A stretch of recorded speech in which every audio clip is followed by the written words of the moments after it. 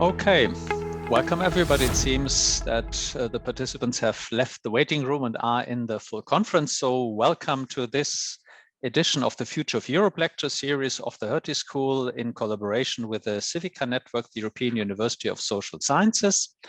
This time, it's my pleasure to introduce Professor Christina Schneider from UCSD to you, who will speak about responsiveness and the future of European democracy.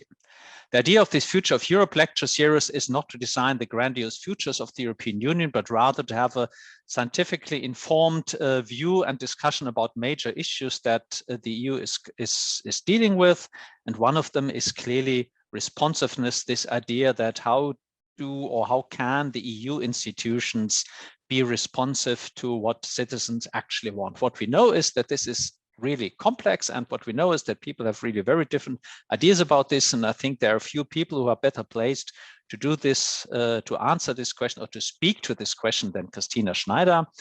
Christina is a professor of political science at the University of California at San Diego, and one, I think, of her key publications in this topic is her book, actually, on the responsive union, which has received a number of prizes, amongst them an EUSA Best Book Award, which I think is really great distinction every 2 years to be told that this is the best book written in EU studies for the last 2 years is, I think, great praise, and I think it's great, and she rightly deserves this. So it's my pleasure to have you here, Christina, at this really difficult hour of the day. We hear that you have no problems in getting up early, but in San Diego, it's now 8 o'clock in the morning. So good morning, Christina. It's a pleasure for having us here, and you have the floor. Wonderful. Good morning and good late afternoon. Thank you so much, Marcus, for this very kind introduction.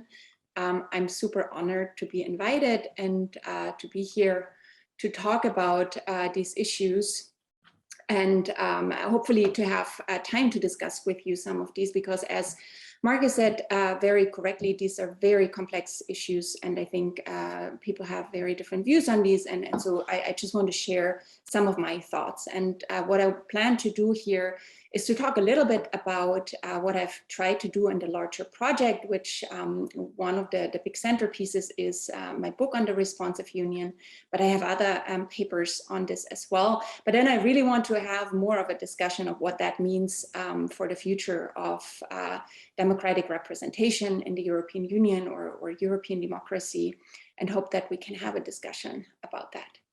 All right, so to get started, so really, as you all know, since 1957, the European Union developed into one of the most ambitious regional integration projects in the world. And so the increasing delegation of tasks to the European level, as well as the pooling of political authority within intergovernmental bodies, has given it a very vital role in European democracies, especially at the national level as well. But as its influence on domestic policies and politics really has increased, so also has the criticism of the EU as democratically unaccountable and illegitimate. And so many observers and publics contend that the European Union is run by unaccountable bureaucratic elites, for example, in the European Commission, and on a very similar level, that they believe that the decisions in the European Parliament and in the Council are made by very distant and non-responsive political elites who make these decisions mainly behind closed doors, and it's suspected that they're not very responsive to what citizens really want. And this crisis of a democratic deficit has been magnified by the various crises that the EU has faced just in the last decade alone. So I'm listing here a few of them, but maybe very important have been the European debt crisis and the Brexit crisis, of course, the current pandemic, the US withdrawal and the changing world order as a consequence, as well as, of course, the climate crisis. And as a consequence of this number of crises that oftentimes have interacted to increase pressures and increase kind of the criticism of the European Union, the EU itself has witnessed a rapid decline of legitimacy amongst European publics, calling into doubt even the very success of a European project. And I don't need to talk much about that in terms of the emergence of Eurosceptic parties, but one figure that you see in here, which is just one amongst many different ways of showing this declining legitimacy, is the decline in trust in the European Union, and especially since the mid 2000s. So, and one of the big points was, of course, the European debt crisis that has increased the polarization about the European project. And governments are, of course, aware of this crisis, but when trying to address the crisis and address the issues and find a solution, they're really confronted with what I would call a double dilemma. So on the one hand, international integration, especially within the European Union, but also in terms of trade agreements, for example, and the integration in other international organizations, has not only reduced their ability to represent citizens at the national level, because policies are now decided or at least influenced at the international level, but the lack of the politicization and accountability at the EU level itself has minimized incentives for governments to represent their citizens in the EU, or that's at least what the common wisdom is.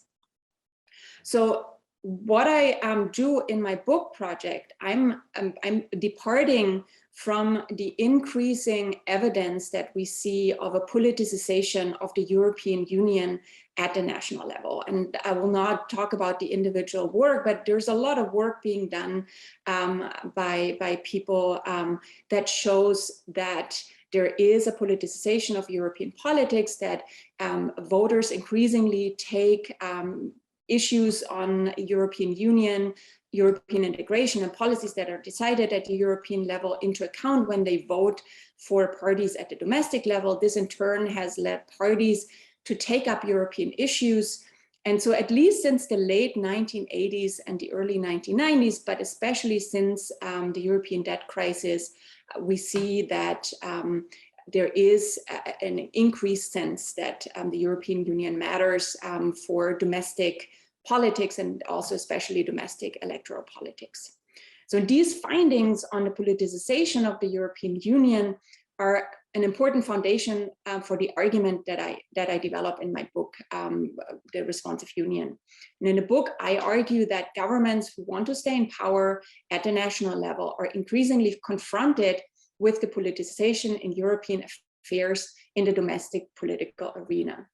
And of course, this is really important to note that not all issues are politicized, and we cannot assume that voters are very well informed about everything that's going on at the European level. All the policies that are being decided is very similar to the domestic level, where we have a lot of evidence in domestic polities that voters are generally not perfectly informed about policy decisions.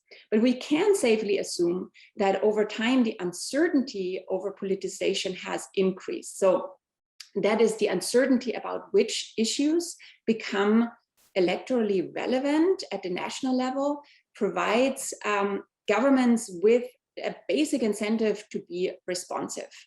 That means that knowing that issues that they're deciding at the European level can potentially become relevant for their re-election chances during election timing. Even if they might not become politicized in the end, they still have an incentive to act in order to not being caught red-handed, as to say. And since national elections are the means through which electorates can theoretically hold their governments accountable, so that's one of the central instruments for democratic accountability, also for the conduct in the Council of the European Union, I expect that governments have the greatest incentives to act responsive before national elections. So this is really when we should see these incentives to bear out. So here I define responsiveness as the willingness and ability of governments to represent the interests of politically relevant national electorates in the EU. So very important, I do not, and I'll come back to that at the end of the presentation, I do not assume European demos, but I'm mostly interested currently in the intergovernmental dimension of responsiveness or responsive behavior in the European Union, or the incentives to at least signal responsiveness. So the basic definition of responsiveness is very similar to our concepts in national democracies, just put up to the level of the European Union and the Council, where I will focus my empirical evidence on. But representing interest is, of course, much more difficult in the collective decision-making body of the European Union. We're dealing with a multi-level system. So let's consider this problem using this extremely simplified graph. So here, EU members are represented just by government A, B, and C. Each have to formulate official policy positions that maximize domestic support by societal groups. This includes voters, this includes special interest groups, and so forth. And these are then aggregated through institutions and interpreted and biased through ideology to come up with an official position. So that in itself, oftentimes, this is like where scholars of comparative politics show there's many different ways in which responsiveness can be problematic even at the national level. But even, let's assume they have an incentive to formulate negotiation positions that are responsive to their electorally relevant voters, the final EU policy really depends on the intergovernmental negotiations between now 27 governments in the EU, as well as the interinstitutional negotiations across EU institutions, including the European Commission, including especially the European Parliament. And this poses a very serious dilemma for governments who want to be responsive to electorates. And so I argue that governments, they try to signal to their voters that they're responsive in these intergovernmental negotiations, and they can do so in various ways. So first, they can take positions that are responsive to their electorates. Second, they can move away from the norm in the council to compromise and publicly commit to their initially responsive positions. So both of these tactics are a really great choice for governments who can implement them quite unilaterally. They don't depend on other governments agreeing with these types of strategies. And the latter is particularly important and a more credible signal of responsiveness because governments usually move away from their initial positions to compromise. So this is kind of the norm of compromise, and in the Council of the European Union throughout the process. And so not moving away from your position, not being willing to compromise in order to come to an agreement in this very complex negotiation system is a pretty strong signal. I also argue that governments can achieve more responsive policy outcomes under two conditions. They either have to have the formal or informal bargaining power to assert themselves in the negotiations with their colleagues, or they need to rely on hidden cooperation to achieve the same goal. And so hidden cooperation allows governments to reciprocate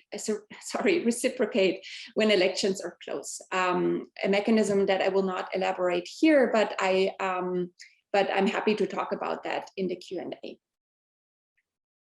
So in the book, I'm trying to provide evidence using a multi-method approach that relies on in-depth case studies that use archival material, secondary material, and elite interviews with more quantitative analyses, observational analyses on responsiveness signals and the effect on voter support for governments on EU budget negotiations, for example, but also EU legislative negotiations with an experimental approach where I can test the accountability assumptions. What I'm trying to show here is, on the one hand, that there is an increasing likelihood that voters hold their governments accountable for being responsive at the European level, that this has translated in basic incentives to signal responsiveness by governments in various important forms in the negotiations. But also importantly, I show some of the strategies that governments pursue. They're not able to signal responsiveness. And one of the important ones here is blame avoidance. And again, I have a quantitative analysis on this, but I also have a case study on the German politics of the Greek bailout. All right, so I will of course not show you all of these results. I just want to focus because I want to really get to a discussion of what that all means for where the European Union stands right now. But just to give you an example of some of the findings. So here, these are the findings of an analysis that I ran using the DEU dataset, which looks at government positions and outcomes in the European Union on legislative negotiations between 1998 and 2012. This data set focuses on 125 legislative proposals. And so on each of the issue areas, or on these multiple issue areas that each of these legislative proposals focuses, the group collected data on initial policy positions, final policy positions before a vote was taken, as well as the policy outcomes using a spatial type of model. And this is really a nice way for me to understand to what extent governments were willing to adopt responsive positions and then move on these positions, especially when they believe that this is electorally relevant, so before elections. And what I find in this analysis is that on the one hand, governments are significantly more likely to defend their initially responsive positions during periods of elections. So they're much less willing to compromise within the council in these types of situations. This effect is quite significant in a way, because even within this data, in over 2/3 of the cases, do we see that governments do move away from their initial position. So that this data really shows and illustrates the importance of consensus and of compromise within the European Union. And I also see on the right-hand side, what you see is that when governments face elections, they're significantly more likely to achieve more responsive policy outcomes, something that I call here bargaining success. What I further show in the analysis is that this likelihood of achieving a more responsive policy outcomes is further magnified if governments and the council has greater opportunities to engage in this diffuse reciprocity that I talk about in the book. So overall, the analysis shows that EU governments try to appear responsive before elections, and other research further demonstrates that these effects become stronger under the conditions that I elaborate in the theory. But while the results provide initial support for my main argument, they don't really say much about why governments would pursue such strategies in the first place. And so when I started writing, when I worked on this project, I got a lot of feedback where people said, well, I'm not quite sure if voters would really care all that much, even if they were aware of what is going on at the European level. And so since there hasn't been much research, or at the time that I started this project, there wasn't much research on how voters would respond to responsiveness signals by governments, I decided to study this in greater depth. And so aside from some of the quantitative research that I did on these questions, here I want to present you the results of a fully randomized survey experiment that I conducted with over 2,000 German citizens. And importantly here, I start from the common wisdom that voters generally do not take their government's responsiveness into account. And they're more likely driven by, for example, other heuristics such as partisan affiliation. And I really wanted to test whether voters respond at least when issues are politicized. And that would kind of provide the basis for the uncertainty argument that I made, which then again would lead to more responsive behavior by governments in the first place. So if I find that voters respond in highly salient policy fields, again, this provides evidence. The experiment revolved on the responsiveness signals of two politicians on two policy issues. The first policy issue was the question of whether to provide another financial aid package to Greece, which was a consideration at the time that I fielded the survey. And the second policy was the question of whether to allow for the immigration of more refugees into Europe. Again, very highly politicized because the survey came after the refugee crisis that Europe experienced. So I'm happy to talk about the experimental setup and detail in the Q&A, but right now I want to focus a little bit more on the results. And what you can see here, again, in the left-hand panel, this is the results for the questions on immigration. And again, I ask respondents about their own opinion about immigration, and then I presented them with a choice between politicians who pursued and promised different types of policies on immigration. And this allowed me to create a variable of whether governments or whether the politicians followed through on the initial promises that they made. And what you see here is that position defense, so the willingness to defend a policy issue, leads to a significant boost in public support when that position is responsive. What's really interesting, there was a finding that came about within the experimental result, is that position defense really only works when it's responsive. When it's not responsive, actually politicians can lose support, which of course has quite important implications, especially in situations where there's a lot of polarization amongst voters, that certain policies and the willingness to be defending these policies in the Council of the European Union can lead to quite different reactions amongst different types of voters. And the same is true for bailout policies. So overall, so these were just two very, very brief illustrations of some of the results in the book.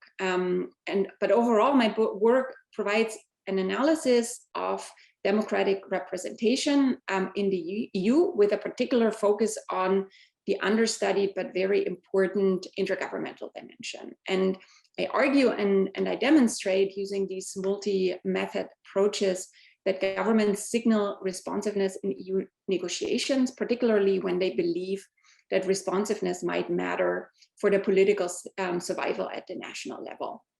And I further show that voters do respond to these signals, which provides the basic impetus for responsiveness in the European or at the European level. So the big question that is, of course, what does this mean for the future of democratic representation in the European Union? And this is where I want to spend my last 10 minutes on. And I want to really focus on one particular tension that I've been very intrigued by, and I've been very interested in. I think it's quite important, and that is the following. So European governments are challenged by an increasing gap between what Peter Mayer and others have discussed as the responsive versus responsible government. So on the one side of representative democracy, there's this demand for responsiveness, right, which puts emphasis on the government being willing and able to take into account citizens' preferences and the evolving preferences of the public. But on the other hand is the demand for responsibility, which puts emphasis on the government being willing and able to take into account the long-term needs of their people, as well as the claims and commitments that were being made. So that includes domestic commitments such as constitutional commitments, but it also includes international commitments by signing up to certain rules in international organizations such as the European Union, but of course many others as well. And so the democratic legitimacy of any government lies in its capacity to find that right balance between these two. But really this capacity has come under duress. So aside from the many developments at the domestic level that have been problematized in the comparative politics literature, European integration has put very important constraints on governments to act responsive at the national level as well. And at the same time, the European Union initially was really designed with a focus on responsible government. So we can also call it technocratic governments, really. And so governments, by engaging more and more in the European Union and being more constrained at the domestic level, they increasingly govern and decreasingly represent or are decreasingly responsive in that sense, whether it is at the national level or at the European level. But the problem is that at the same time, what we've seen is that voters have become decreasingly willing to trust trust in responsible party government, right? And so this is what I believe is a big part of the current crisis.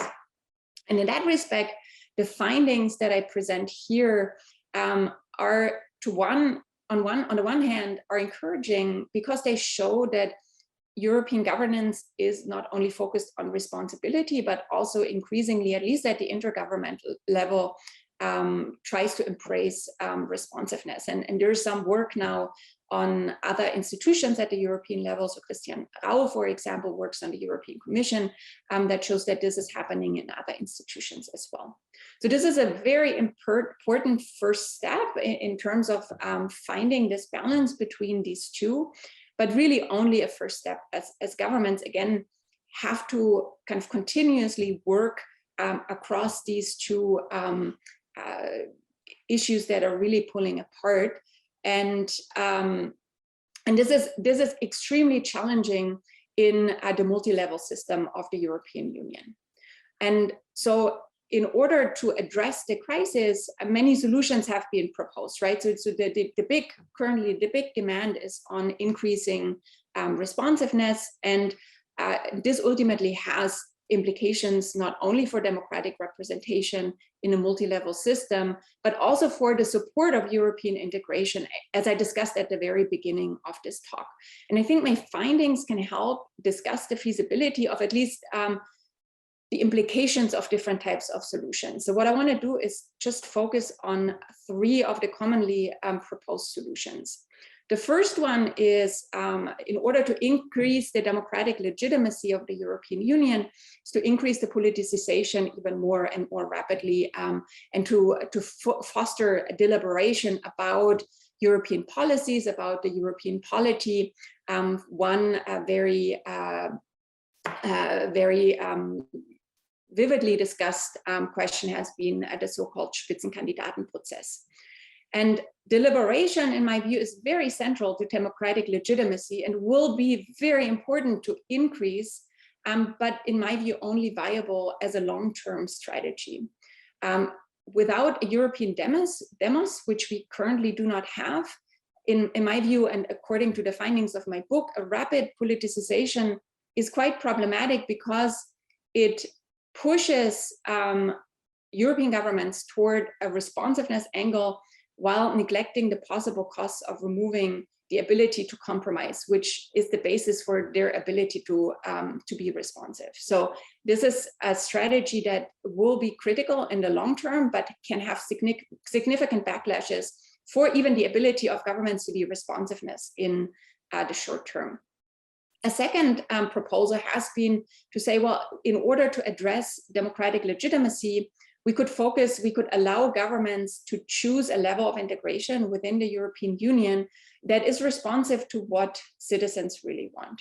And again, differentiated integration can be quite helpful in improving support of individual voter groups for a particular type of policies. And it is helpful to address the lack of responsiveness and to increase control that governments have over what is being done, but potentially at the cost of efficient solutions when they're needed most. So most of the policies that are hotly contested by publics at the domestic level, think about immigration, for example, are extremely difficult to solve at the national level. So that's where European cooperation in one form or another is incredibly important to find effective solutions.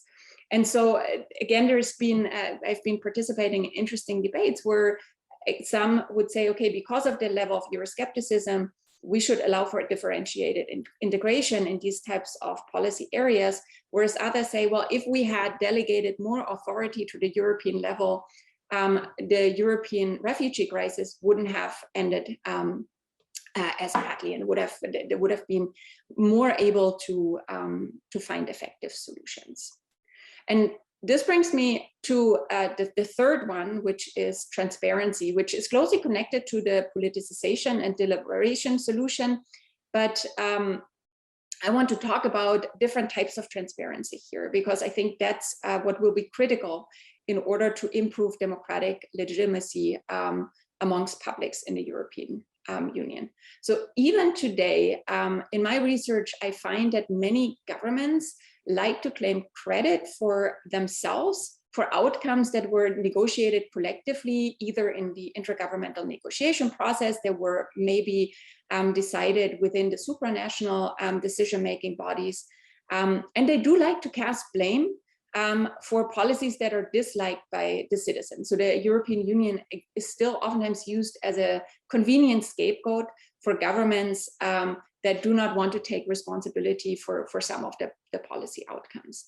So to me, looking at these patterns and at the strategies that parties pursue at the domestic level with respect to attributing credit and blame, it's not surprising to see citizen support decline. So in a way, for me, my argument here would be that it's very important to increase transparency in a sense to give credit, but also to cast blame, of course, when it is deserved. And this allows not only for a deliberation that is based on what is actually going on at the European level and what is going on at the national level, but it also allows citizens to understand the benefits and the costs of European integration in a better way, and provides more incentives for this truthful discussion.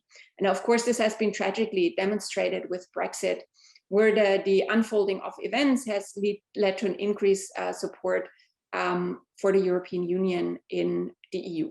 So I argue that kind of the right kind of transparency, that is transparency coupled with truthful credit claiming and credit giving, could provide at least one potential viable solution here in order to improve and address the legitimacy crisis. So let me use just very, very briefly the current COVID pandemic as an example of what I mean. So again, you've probably seen all of this data. The COVID pandemic has been a huge problem within the European Union. And as COVID-19 started to ripple through Europe with devastating effects for public health, but also for national economies, many Europeans have turned to the European Union hoping for a coordinated response to stop the virus from spreading and to help the nation's economy. And so even though, and I'm happy to show some of these surveys as well, so the grades for the EU response have been rather mixed. Generally, what we find in surveys is that there's an increasing demand of publics to delegate on these issues of European health in particular. And there's actually work by some of you in the room that shows that in some of these policy areas, we see actually very strong public support for an increase in delegation or increase in European cooperation to address these issues, thinking about climate change, but also thinking about issues of security and defense, collective defense. And elites have been quite responsive to this public opinion. So this is a survey of policy experts that shows that considering the future in terms of a European public health policy, whether they would support a stronger mandate for the European Union on public health policy. And what we've seen is actually that despite initial very strong views by many observers that the European Union would not be able to coordinate in the face of this pandemic, that there was a lot of coordination on health. And I will not talk about all of these, but it does show, and my research, at least from the perspective of my research, it's not very surprising that during the COVID crisis, the EU and its member states have renewed their commitment to principle multilateralism as one way to maintain peace and prosperity in Europe. But again, this is only possible with sustained public support if both the shortcomings and the achievements of European coordination are discussed by governments and the parties in opposition. And what I find very interesting here, when we think about the threats for European democracy, and we can divide them into threats from outside and threats from inside, then at least on first sight, it appears that the threats from outside that we've been talking about a lot might be the threats that, at least in view of European democracy, we would be less concerned about, because there is a greater, there are more opportunities for Europeans to rally and the European Union to act.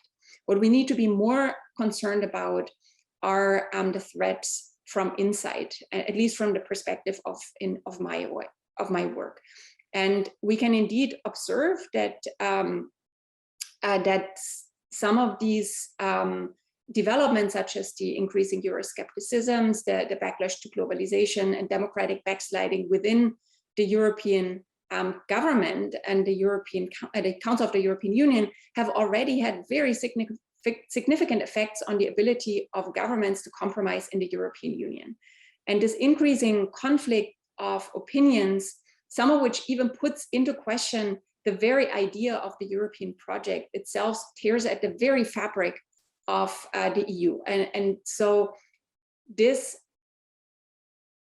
provides very significant challenges to the ability of European governments to find compromise in hard times, to be responsive to the citizens, as well as being responsible. And I will stop here. Thank you so much. I look forward to the discussion. Thank you very much, Christina, for this really tour d'horizon through this issue of responsiveness. The floor is open for questions and comments. We have something like 15-20 minutes for possible questions. Feel free to either post your questions into the chat or just type a question mark or an exclamation mark, or use the raise hand function. We have already one, or actually two, questions and comments from Sophie Pornschlegel, which I just try to briefly summarize here from what I read in the chat. The first basically says, it's on the council. I mean, you do a study of the council, and the council, you show us in a nutshell that the council is somehow responsive, contrary to what one could probably expect. But isn't the problem really, if I may slightly rephrase that question, isn't the problem really that the council only demonstrates responsiveness, and very often by hardening its position, which doesn't really need to problem solve, because after all, it's a negotiating body of 27 governments? That's the first question. And the second question is, let's go back to current politics. You know, we had national elections in Germany last week. And how do you explain the practically complete lack of EU politics in the German election campaign? This is a big country. Europe is important for Germany. Germany is important for Europe, but nobody talks about Europe. What about responsiveness here? That is the first question. Mm-hmm. Wonderful. Thank you so much, Sophie, if I may. So these are extremely important questions, and especially the first one I've been struggling with a lot. And I think that comes back to this issue of what normatively, what should responsiveness mean in a multi-level system, right? And so there's a huge debate amongst political theorists about that, in terms of, so the political theory on the democratic deficit in the European Union has very much focused on seeing the citizens, or kind of responsiveness, as with regards to a European demos, right? So kind of, what does the European public as a whole, what do they want? And to what extent is that reflected in the policy outcomes of the European Union? That's one important dimension, right? This could be responsive also with respect to the policies, by the way, so the policy outcomes.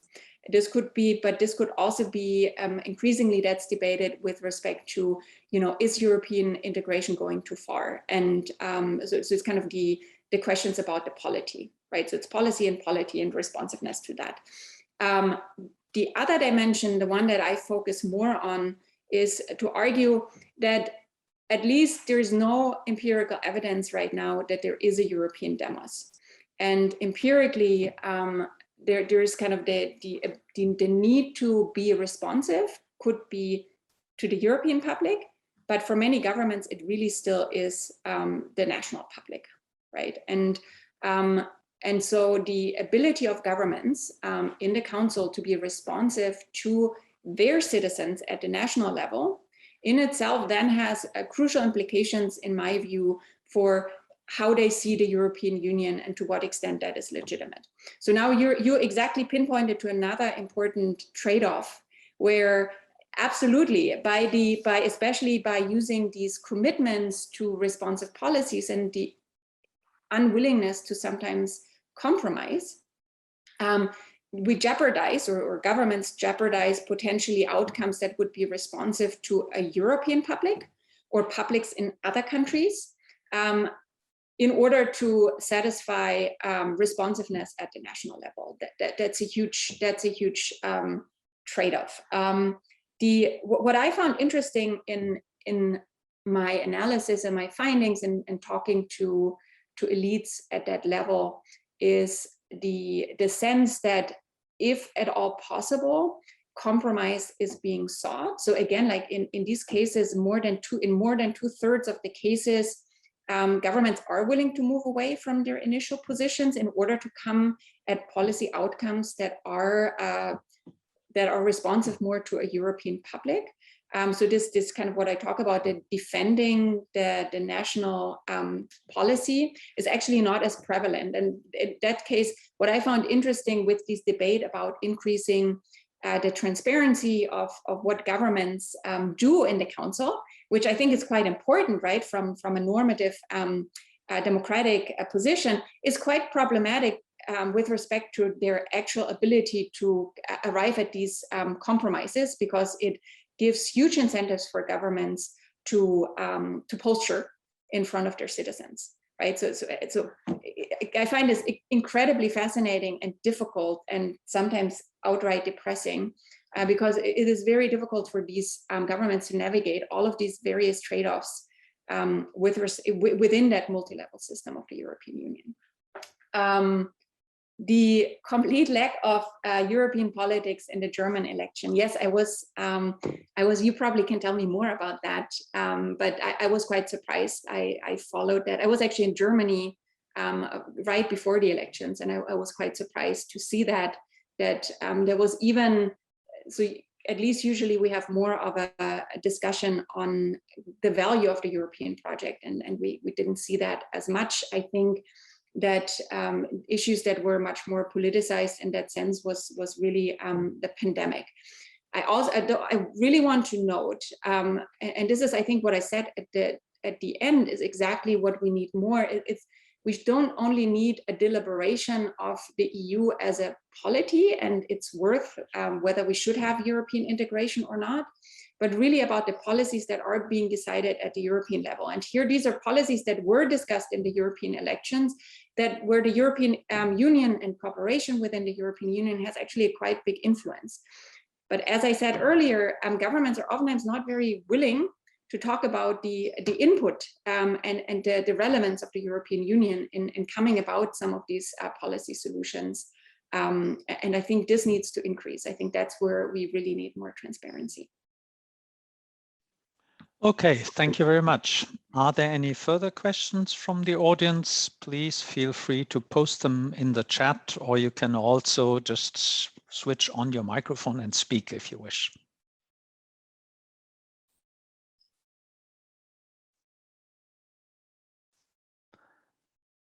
So while everyone is thinking, let me ask you a question. When I listened to your talk and to your last slides, you know, the prospect of digitalization, what I was wondering is, does the prospect of response perhaps not only depend on what we do institutionally, how we make the EU more transparent, how we increase participation? I mean, my reference here is the COVID crisis. I'm among those people who really think that the EU response to the crisis was actually quite successful in fundamental in substantive terms. I mean, we had all kinds of pro and cons what the EU did, and whether the vaccine procurement was quick enough and cheap enough, and I do not know what else. But overall, what the EU managed is to produce an enormous program of economic relief, so to speak, afterwards. And I think this is also an issue that was actually asked for. But my question is, isn't this really because the issue at stake was a symmetric problem, a problem that hits basically everyone? Because this takes away much of the distributive conflict that we have in the council. And so they can be responsive, they show something, and we can do both. Governments can claim credit that they did something at the EU and avoid preventing a solution. And many of your challenges that you mentioned, withdrawal from the US, the rise of China, all kinds of hostile external events or climate change are something of that kind. They meet us, they hit us a little bit differently, but overall, these are symmetric. So isn't this a crucial parameter for responsiveness?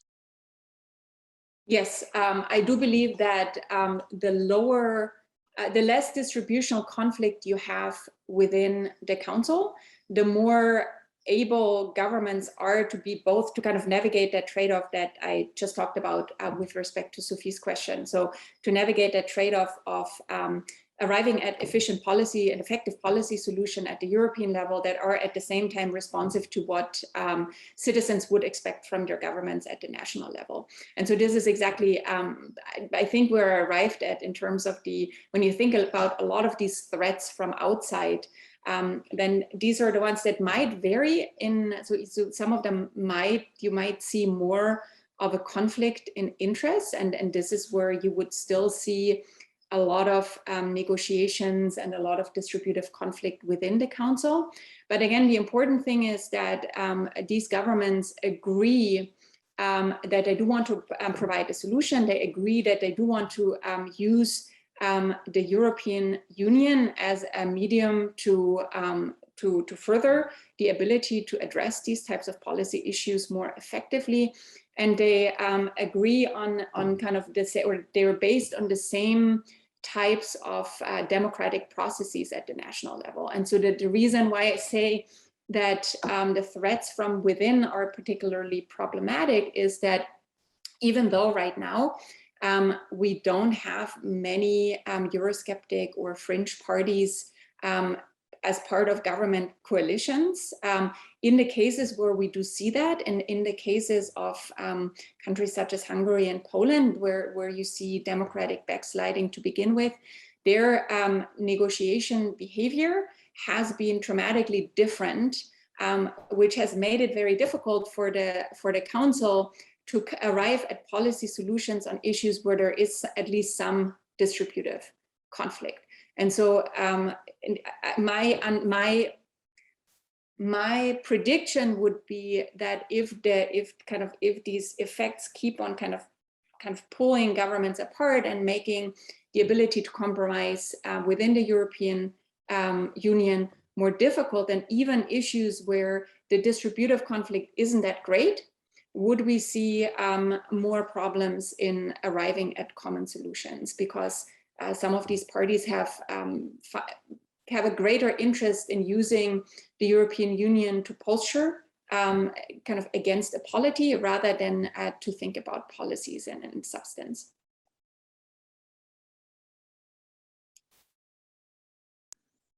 Thank you very much. So that introduces a different topic here, namely this issue of anti-system parties. But I will not continue discussing that with you. The floor is again open to the audience. Do we have any questions from the audience? Type in the chat or let your voice be heard otherwise. I see that Christine Reh is asking for the floor. So Christine, you have the floor. You did this early on. You don't need to see me for a question, so maybe I just ask. Christina, thanks so much. Now Marcus wants me to start my video. Okay, all good. Christina, thank you so much for being with us at the Hertie School and for presenting your book. And I'm a huge fan of your book and also for your work on the council. And I think it's really maybe one of the most important aspects is that you actually work on the council and that you bring back governmentalism and intergovernmentalism as a core pillar of the European Union and as a core pillar of what makes the European Union democratic. And I just wanted to, thank you for that. I've got a question which is related to your final or second but final slide, where you talk about, you know, what can be done in terms of democracy in the EU.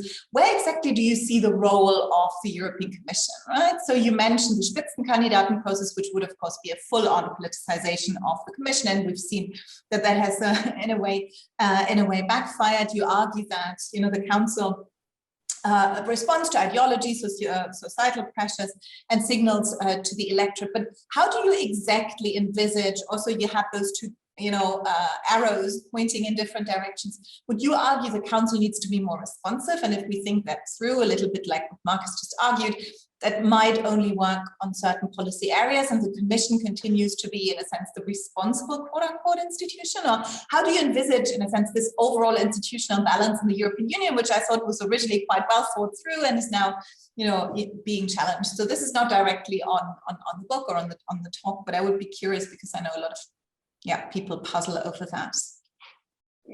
Thank you so much, Christina. Yes, I puzzle over that a lot too, to be honest.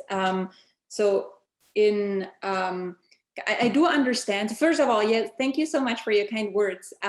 So this is, this was what drove my main interest in thinking about the Council, because even though I very much agree that the European Union is becoming more and more a political system, it's really, if you look at the day-to-day politics, that governments still play a very central role, and this leads to all of these conflicts and trade-offs, also with respect to democratic or the democratic deficit within the European Union that are very difficult to solve, right? And also with respect to the European Commission. So if you see the European Union more as a political system, then of course, then the idea would be to see this as part of the executive that should be politicized, right? And where we should have elections. But if you see that there's still a very strong intergovernmental component to the European Union, and as an IO scholar, I would say, well, the European Commission still really is more of this body that a technocratic body that is supposed to help with an efficient implementation, use its expertise, use its administrative capacity to provide efficient policy solutions and help with implementation of policies. So that's a huge, but the European Union is somewhere in between. And so it cannot be quite a technocratic body, but it also cannot be quite a fully fledged, a politicized part of a political system. And so to me, it's really a chicken and egg problem with huge implications for public opinion, legitimacy, and support for European integration. Because if you drive the politicization of the Commission too fast, it will backfire. As we've seen, there's just not, again, I don't think there is a European demos that people are kind of seeing the European Union as much as a political system as a political theorist would like them to see it.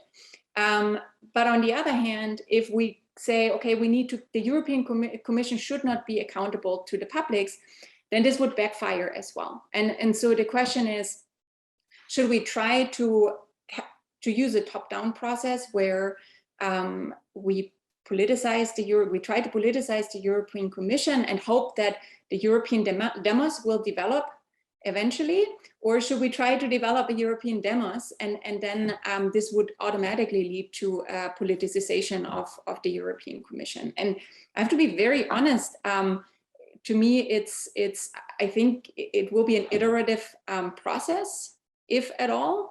But also, I think Marcus has done some work on this, where this question is not just about, so kind of responsiveness, again, is just kind of one way to think about this. But in my view, when we look at some of the public opinion work, we see that citizens really also care about responsible policies, right? They think about, okay, what are efficient policy solutions, and are we willing to delegate to a European body in order to arrive at these in certain conditions? And so again, maybe by kind of increasing this type of deliberation in a way, then it wouldn't be just about, well, this is currently representing the interest of a European public, but or not representing. So I don't like it. But whether there is a debate about, you know, which direction are we going into? But it's incredible. That's, I think that's the complexity at the heart of it. Okay, thank you very much. We would have the time for very short question still, if there is one.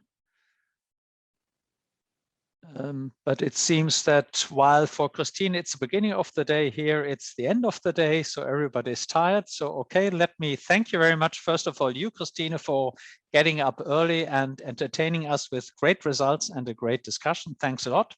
And thank you to the audience for being with us here. Thanks a lot, everybody, and have a nice day. Thank you so much. Bye.